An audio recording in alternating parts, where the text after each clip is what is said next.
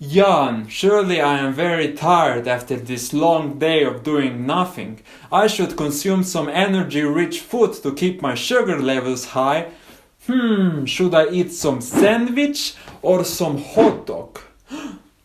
Wait a minute, I just had an idea that will revolutionize the way in which you look at language. It's not hot dog an instance of sandwich, since it's both just about putting a piece of meat in between two bread pieces and then eating it raw.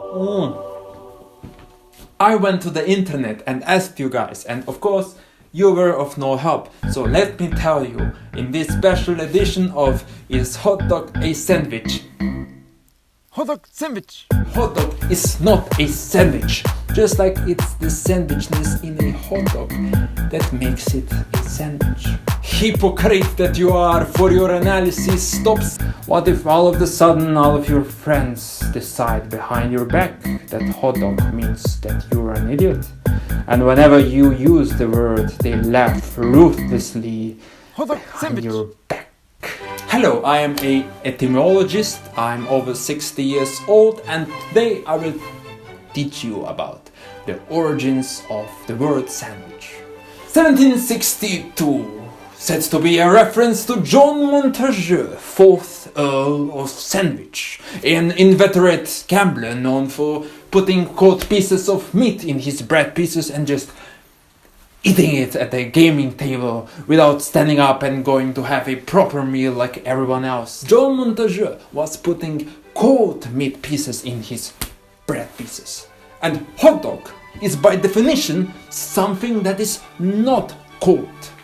Therefore, a hot dog cannot be by definition a sandwich. Therefore, a hot dog is not a sandwich. So wake up and stop this bullshit debate that nobody asked for.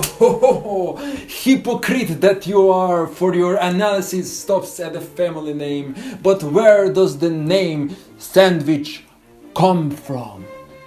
Is it not in Old English that sandwich refers to a sandy shore or a also called like a trading center? A fucking trading center? Does this look like a fucking sandwich to you? Are you out of your mind? What the fuck of a kind of analysis is that? Some etymological fucking reduction. Language is alive. Language evolves to suit the needs of the people of the future. Society goes on into the new realms of reality, and as such, language has to adapt and name the things that emerge from this new societal stage. Language goes forward, and we have to look at not what words used to mean, but what they actually mean right now. So we have to get a dictionary that is at least like, I don't know, as new as possible, and we look at the definition, and then we decide whether a fucking hot dog is a fucking sandwich. So a sandwich is an item of food consisting of two pieces of bread with a filling between them, eating as a light meal. Does that look like a fucking hot dog to you? Yes! Yes! Hot dog is a sandwich. Debate closed. Hello. I'm Professor of Logics here from the University of Science. Well, I don't side with either side. I just want to do logics, to be honest. If hot dog is a sandwich, but I'm not saying that it is, but hypothetically. So like, in that case, like, hot dog should be imagined as a subset of sandwich. I'm not saying that it is. I have no opinion. This aligns perfectly with my philosophical system. Hello, I'm a Platonist. I believe that it's exactly the humanity in us that makes us human. Just like it's the sandwichness in a hot dog that makes it a sandwich. All of that is determined by the transcending immanent forms that constitute absolute reality, and we are nothing but a shadowy realm, lucky enough to be given a reason so as to make out the essences that are given to us in the world. And with that we can, hopefully one day, with the help of a guiding hand, grasp reality. Greek philosophy has it all figured out and you just argue about semantics? No, I'm gonna make this really quick, but no, fuck logics, fuck dictionary, fuck essences, Plato, fuck you, and fucking whatever is left. Language is a way of life. Concepts are not embedded in some fucking logical system. They are not ruled by fucking essences. What the fuck? Language is a complex map of ever-evolving meanings, and we can't really grasp them outside of the fucking contexts that they're given in. If I point to a hot dog and I'm gonna be like, hey, bring me that sandwich, you're gonna bring it to me, right? You won't start this absurd fucking question whether a sandwich is a hot dog. That makes no sense. You know what I fucking mean. You know what I fucking mean. I have a fucking mental breakdown. Fuck you guys. Hello. He's a bit of a character, right? I'm a bit more social Wittgensteinian, and I think he's got a point, right? We are all part of a linguistic community, and we have learned the language that we speak, our native language, together with other people. We have learned to map certain ideas in our heads to certain words, and that was a gradual and very long process, and it bit by bit, through trial and error, got us to the meanings that our parents intended to express through their words, and that is basically what language is. Yes, language is use. Meanings of words are just the way in which the members of your linguistic community use the word. Yeah. So, is a hot dog a sandwich? Well, it's very simple to find out. We just ask our linguistic community. Fuck. I have a question. Yes, I am Kripkean Wittgenstein, and yes, you may call me Kripkenstein. How do we ever know what linguistic community we are part of? What if all of a sudden all of your friends decide behind your back that hot dog means that you're an idiot? And whenever you use the word, they laugh ruthlessly behind your back. How can you ever know that what you intend the words to mean, that they actually mean the same thing as other people agreed to their meaning? Right? The point is, why bother with this question if you don't even know what a sandwich is, nor what a hot dog is? Hello, Ferdinand, this is OG linguist here. I just wanted to point out, I don't care about the debate, but whatever Kripke over there said, I said it 100 years before that. I'm the one who pointed out that the relation between the sign words and the signified object is kind of arbitrary. There's nothing sandwich-like in the word sandwich, and there's nothing hot dog-like in the word hot dog. People can just make their own agreements about what things mean, and yeah, that potentially leads to that paradox. Hello, I'm... What the fuck? Hello, I am Roscelin de Compeigne. Is that how you pronounce my name? Hello, I'm Roscelin de Compeigne.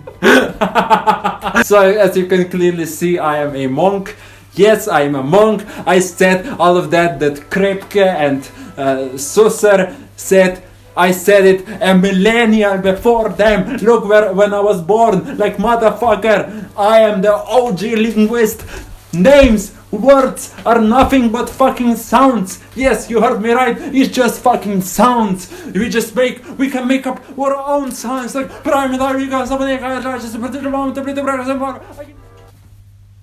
Hello, I am the young, hot CEO of Hotdog Inc. And for years I have been following the public debate about our relation to Sandwich Incorporated. I might say that I do in fact support the school of thought that says that hot dog is not a sandwich. Thank you. That being said, I do support our government's initiative to add taxes to sandwiches, because sandwiches are truly damaging. We might have lost tracks here.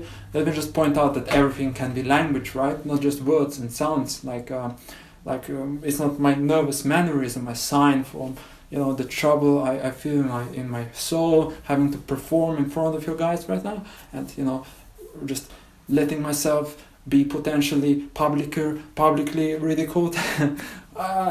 Right? So the right question to ask is, I think, is not a hot dog a sign for sandwich? Is it or is it not? Like, once we figure out that, then we have our answer. So I think that's what we have to do here. He's got a point.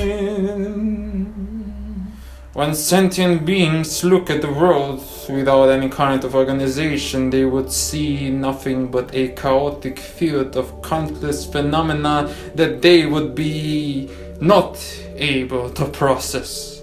There have to be some things in our perceptual field that act as carriers of significance. A red strawberry in a jungle of green, a smell of rot in a pile of wood, a sharp outline in the outskirts of round leaves. Is not that what we call signs? So what we have to observe is how sentient beings basically react to a hot dog, and once we would gather the data, we would have to compare it to how beings react to a sandwich, and then we would have we would see whether the reaction is statistically the same. If yes, then hot dog is a sandwich. If not, then hot dog is not a sandwich. I should probably wear something. I think that's an important question to be asked here, though. And I'm really glad that no one asked it before. And that's if we call a hot dog a sandwich, what impact will that have on our society? And that's not an irrelevant question. The way in which we use language has a very measurable effect on people's cognitions. So what about all of those people, especially from the South, who rely with their lives, the lives of their children, on their small hot dog stands? How will it affect them, I ask you, if we just appropriate the culture into just another item in the grandiose sandwich shop of the West? And that's an important question, I think. What a load of communist gobbledygook. Look, maybe language shouldn't be changing. What about that? Has anybody considered that option? I mean, how will our future generations understand Aristotle or Plato or William of Ockham if we just let language change all the time? There's been a physicist who later became a philosopher, Thomas Kuhn, who read like Aristotle, and he wondered, why is Aristotle such an idiot?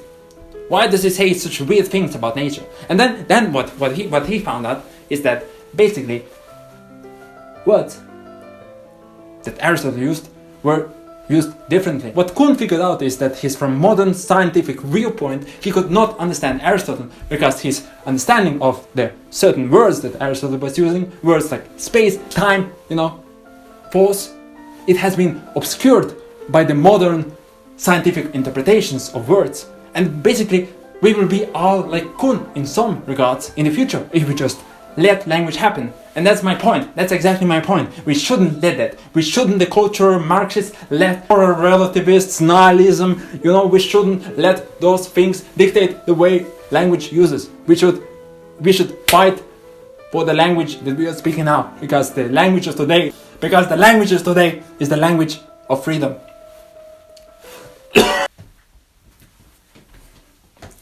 Yeah, I mean, he's got a point there. Society is constantly changing, and if you want to interpret a historical text, for example, you have to tap into the culture and worldview and zeitgeist and everything. And yeah, that makes hermeneutics such a fucking complex study. Yes, it's difficult, but I think we're doing quite a good job. We have learned, to break the hermeneutic cycle. Actually understand what people meant. You fucking piece of IKEA furniture, what the fuck are you even talking about? You didn't even know shit about shit, okay?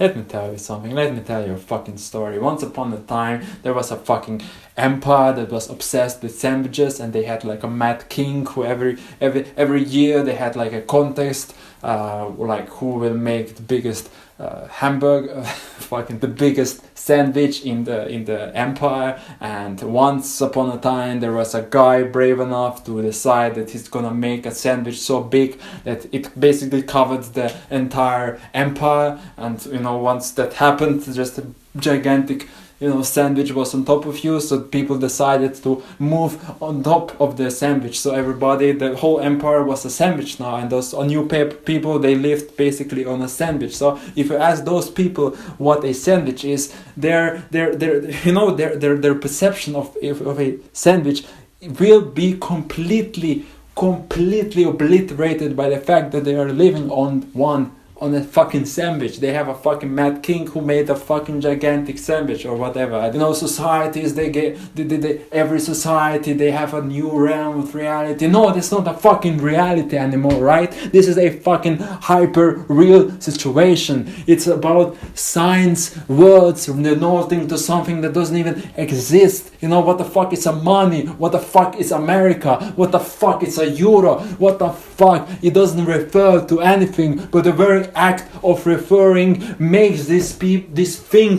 real, and we are living in this world of fucking hyper reality. Sandwiches are around us, and this kingdom, this empire, they don't even know what is fucking real anymore. They think that the sandwich is everything. They fucking glorify God of sandwich. Don't you fucking see the problem here? A sandwich is nothing but an empty signifier, signifying a new type of reality, the oasis of the new faith that is far more interesting than this desert of the reality. Fuck the desert of reality. We are living in a new reality now, and sandwiches are everything, and your minds are being controlled by the government, and fuck you, I'm not real. What is this new reality but a prison of the desires of the mad king coming true, because we all collectively believe them to be true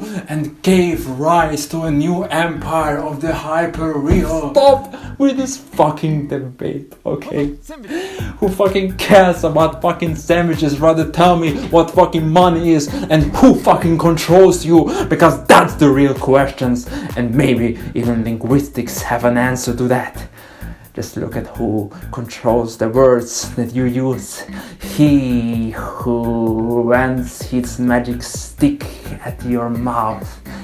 He is the wizard who has control of your mind. Wow, this was surely very exciting. I would like to watch more YouTube videos like this. If only there would be a way to stay informed when new YouTube videos like that come uploaded to the platform, so you can have more knowledge about how language works and be taught by a guy who doesn't really know how to speak the language, but he still knows a lot of stuff about language in general. If only there would be a way to achieve that.